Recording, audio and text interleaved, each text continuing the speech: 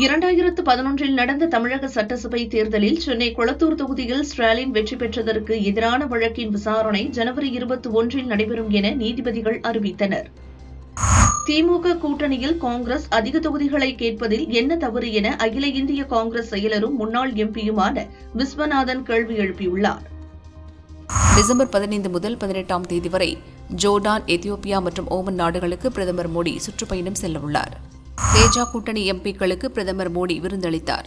நாட்டின் வளர்ச்சிப் பயணத்தை வலுப்படுத்த அனைவரும் இணைந்து பணியாற்றுவோம் என பிரதமர் அறிக்கை வெளியிட்டுள்ளார்.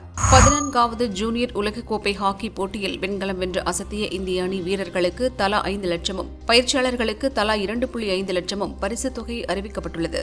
இந்திய அணிக்கு எதிரான 2வது T20 கிரிக்கெட் போட்டியில் தென்னாப்பிரிக்க அணி 51 ரன்களில் வெற்றி பெற்றது.